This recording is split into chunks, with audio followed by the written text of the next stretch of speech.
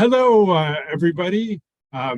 Welcome. Good day, good night, good evening, good morning, wherever the time is at your area, wherever you are in the world. I'm really excited. I'm honored to have a person that is um, full of energy, and we're going to get her to talk about this energy and what she has done with it. So without further ado, please help me welcome Barb Laubman. Hello, Barb. Hi, Brent. Yeah, happy to be here. It's wonderful to see you, and it's amazing that when the modern day, so to speak, that we can do this thing and we can talk with each other. And you live in Alberta, isn't it? Yes, I do. I Yeah, live, and yeah, I live in Michigan, which is probably 2,000, maybe 2,500 miles apart. But yet, here we go. We talk with each other as if we are in the same room. It's yes, amazing. that's the thing. The internet brings the world. Yeah, small world. Yes. So I'm going to take a little few moments and tell and ask the first questions. And as always, you can use this to segue what you feel is important. So I want to tell the viewers your story around your big event. And others I ask about the stroke, if they had that, or their injury, maybe they're disabled. But you, um, um, the events are easily as easy as are as important as there are for other people. Okay. Yes, because with the two subjects, the big event is another area that I'm working with 36 of us women that are all 60 plus. We've actually pulled together for a book. It's written like we all have stories in the book, written like chicken soup for the soul sort of style, Wow. with three themes: fun, fearless, and fabulous.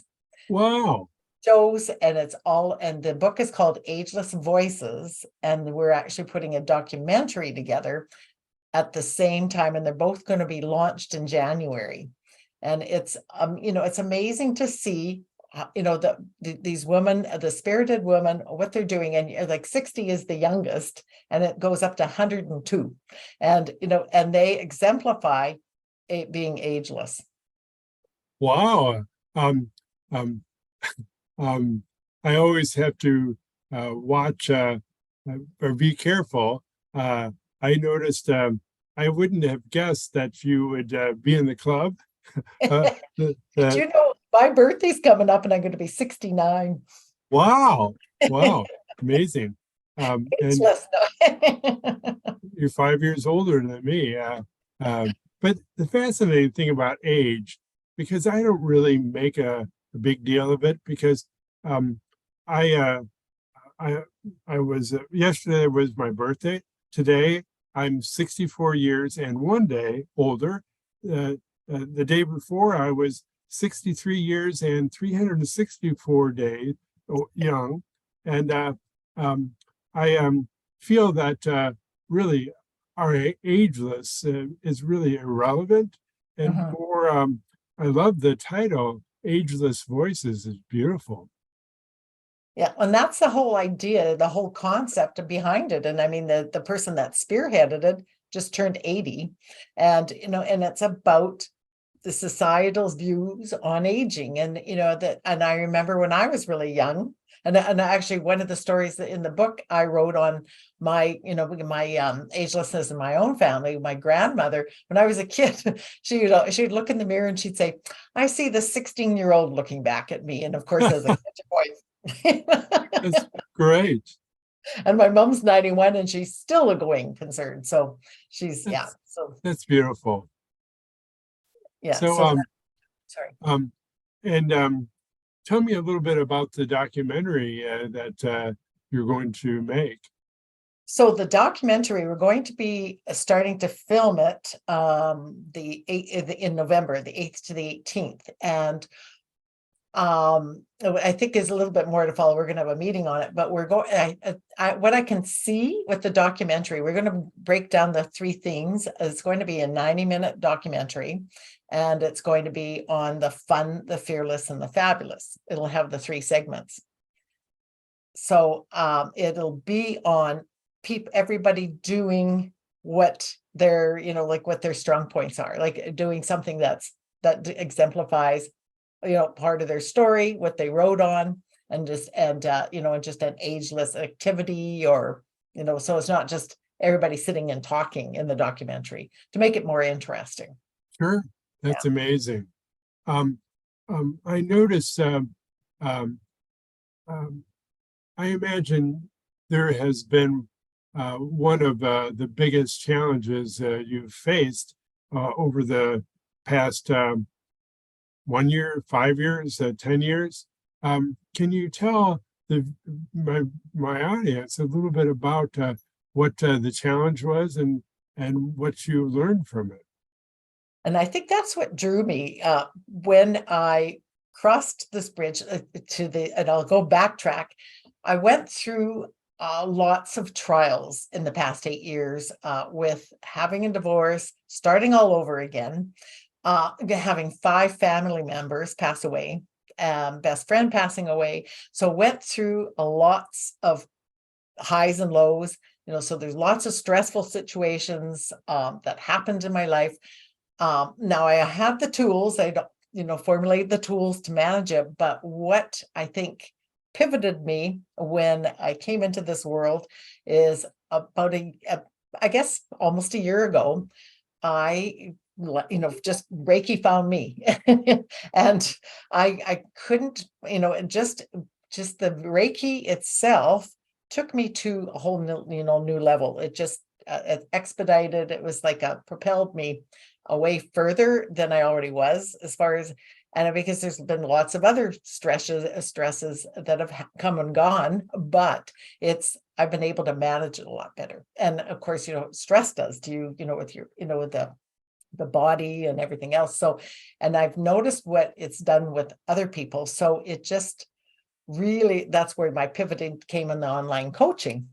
Was I just thought, with the energy work and how, and like how positive, the positive results, that you can have with the transformation in going and I believe in joy, like, that just feeling joy in life. Wow. And could you tell us a little bit more about Reiki and what it is? Okay, it is energy healing. I guess that's, Okay.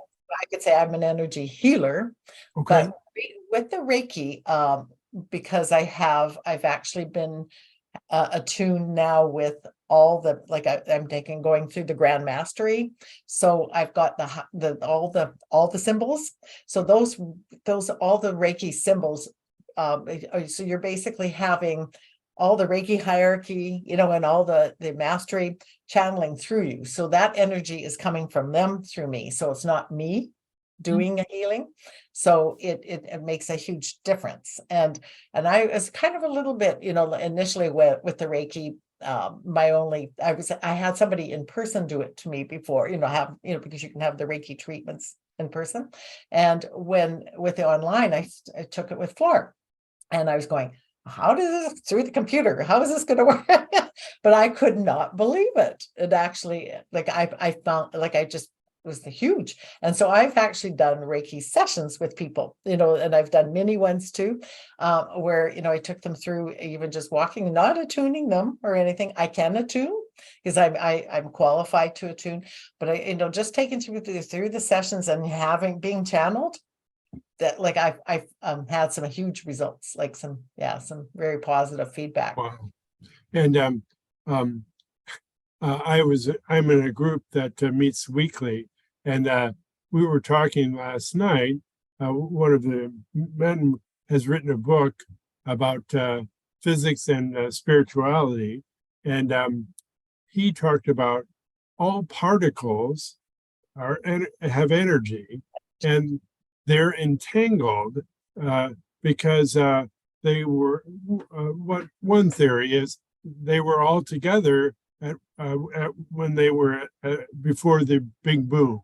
And when this, it's mind-boggling to me that I can imagine that one particle is here on Earth and the other particle is all the way across the universe, and they are entangled, and you can mess with one and the other one is an influence.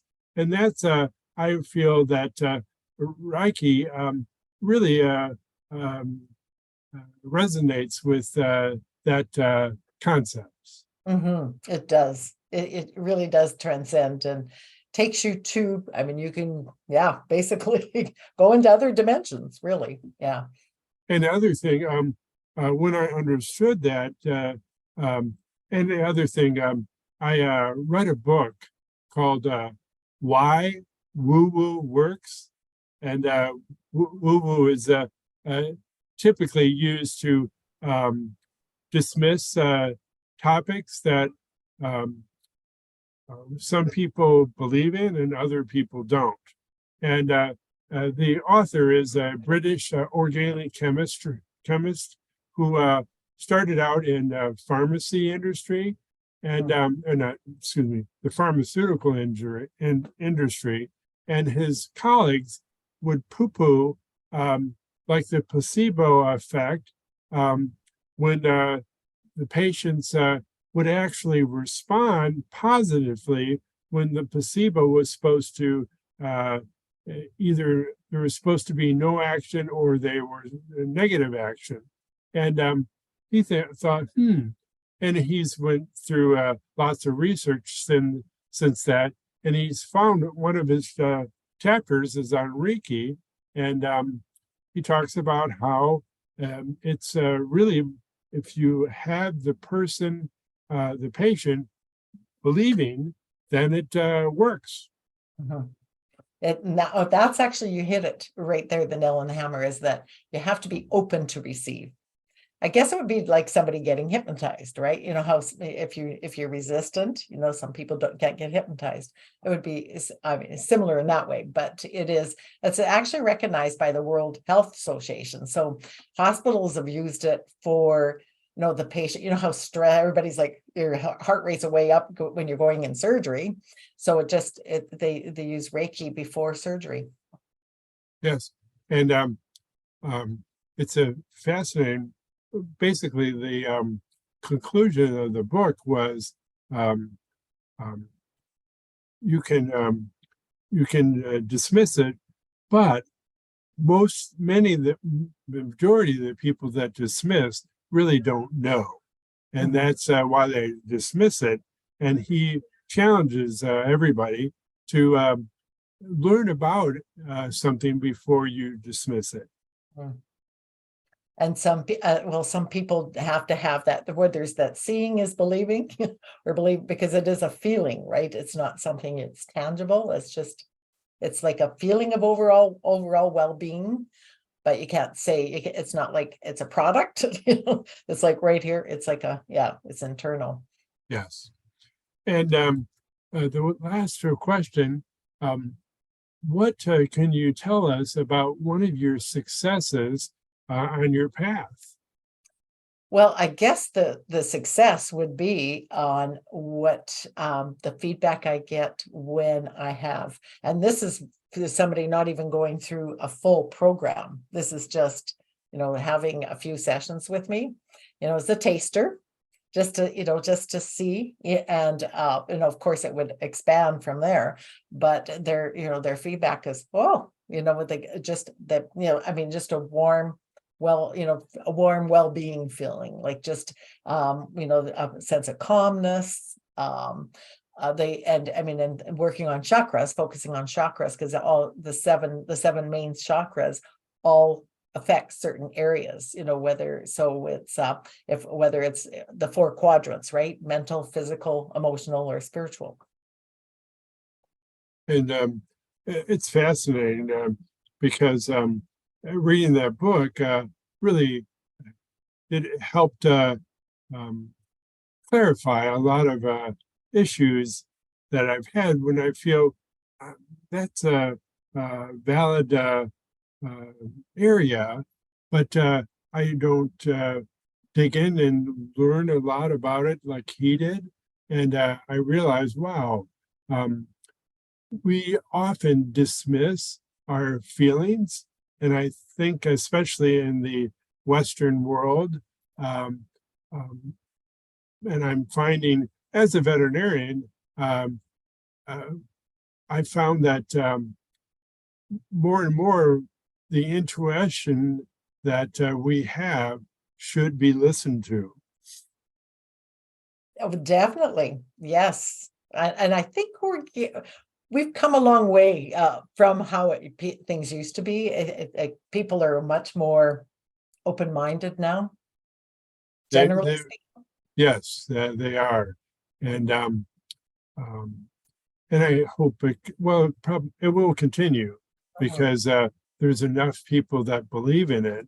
They won't really let the detractors uh, um, focus, lets their focus get um, oh, uh, get on a wrong path. Mhm. The fun thing about this uh, format, um, I get to challenge myself every week, and uh, uh, and I often think the word of what do I want to say, and this aphasia is or a speech difficulty is uh, the darn thing, and I keep going because I feel someday it will be gone.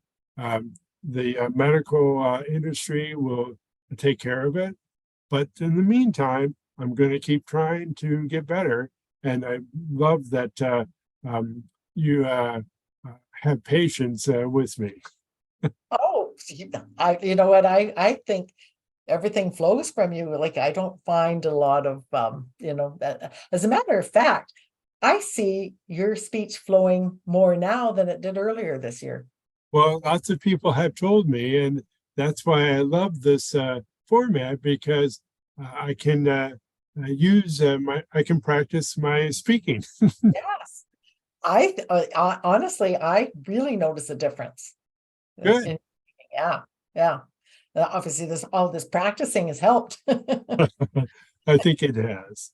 So, Barb, it's wonderful to hear your story, a little bit of it, and can you tell the audience um, where they can contact you or can hear more about the Reiki energy work or the things that you're doing?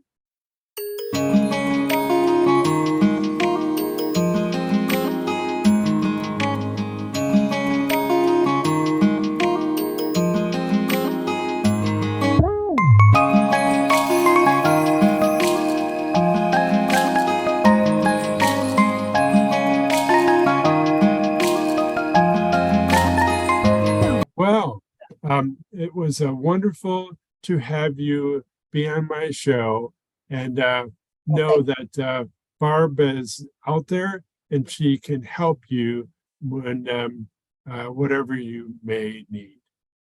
Thank you. To your success.